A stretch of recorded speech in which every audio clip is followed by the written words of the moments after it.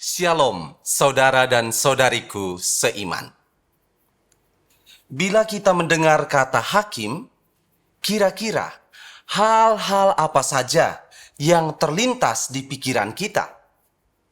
Kalau saya ditanya demikian, saya akan menjawab bahwa ada beberapa hal yang akan segera saya pikirkan, seperti keadilan, kesalahan, dan hukuman. Mengapa? Sebab menurut pendapat saya, hakim hadir untuk menegakkan keadilan, dan cara yang ditempuhnya adalah membedakan antara kebenaran dan kesalahan. Setiap kesalahan yang dilakukan tentu punya konsekuensinya, dan salah satunya adalah hukuman. Hakim dapat menghukum seseorang atas dasar keadilan dan demi menimbulkan efek jera. Maka, hukuman itu sebenarnya hadir bukan sebagai ekspresi dari kebencian atau balas dendam, tetapi merupakan bagian dari upaya penyadaran kembali demi mencapai suatu situasi kehidupan yang lebih baik lagi. Saudara dan saudariku seiman, kita harus selalu memupuk kepercayaan kepada Yesus, karena kedatangan Yesus sebagai utusan Bapa bertujuan untuk membawa kebaikan di dalam hidup kita. Dalam perikop Injil hari ini yang diambil dari Injil Yohanes bab 12 ayat 44 sampai dengan ayat 50, Yesus berkata bahwa Ia datang untuk menjadi terang supaya setiap orang yang percaya kepadanya tidak tinggal dalam kegelapan. Terang yang dimaksudkan oleh Yesus itu dapat diartikan dalam berbagai makna, dan salah satunya adalah firman Allah sendiri. Sebab Mazmur 119 ayat 105 menulis demikian: Firman-Mu itu pelita bagi kakiku dan terang bagi langkahku. Firman Allah itu pada hakikatnya mengandung segala perintah Allah, sehingga siapapun yang mendengarnya dengan saksama dan melakukannya dengan ketaatan yang total sebagai ungkapan kepercayaannya kepada Allah akan dijauhkan dari kegelapan dosa yang membinasakan.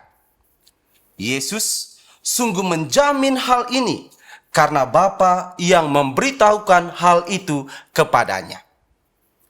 Namun sayangnya, tidak semua orang menerima kedatangan Yesus yang membawa firman Allah ini dengan baik. Ada segelintir orang yang mengabaikannya secara terang-terangan, dan berhadapan dengan perlakuan tersebut, Yesus berkata bahwa Ia datang bukan untuk menghakimi orang bersangkutan, sebab hakimnya adalah firman Allah sendiri. Orang yang menolak firman Allah sama halnya dengan memilih untuk tinggal dalam kegelapan. Firman Allah memaparkan semua kehendak Allah yang dapat menjadi pedoman bagi tingkah laku manusia agar bisa memperoleh hidup yang kekal.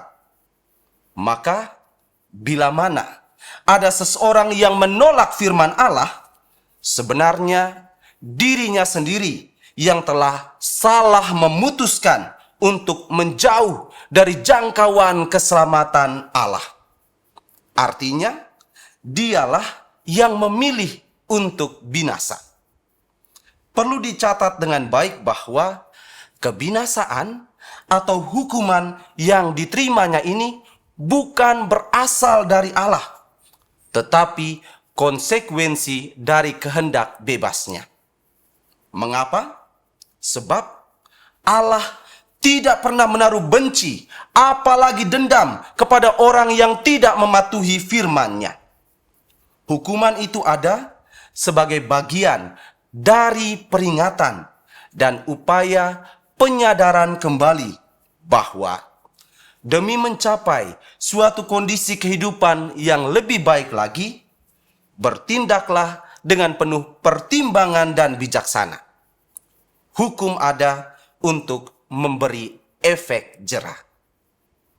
Maka dari itu, saudara dan saudariku seiman, bila kita telah tahu dengan baik bahwa perlakuan kita kepada firman Allah ternyata memiliki konsekuensi besar berupa selamat atau binasa, lantas kini apa yang harus kita lakukan? Mendengar dan memahami firman Allah lewat berbagai media pewartaan yang banyak bertebaran saat ini memang baik adanya. Tetapi itu belum cukup. Firman Allah hadir bukan hanya untuk dipelajari saja, tetapi dipraktikkan. Firman Allah hadir bukan sebatas untuk memenuhi kapasitas akal kita, tetapi harus bersemayam di hati kita. Maka, mewujudkan firman Allah dengan penuh keberanian dan ketekunan dalam hidup harian adalah cara terbaik kita untuk menghargai firman Allah. Dengan berbuat seperti ini, kita sebenarnya telah membawa Yesus, Sang Terang, ke tengah kehidupan bersama dengan sesama di sekitar kita. Betapa bahagianya kita bisa hidup bersama di dalam terang ilahi, sebab Allah akan menjamin keselamatan kita. Tuhan memberkati kita sekalian.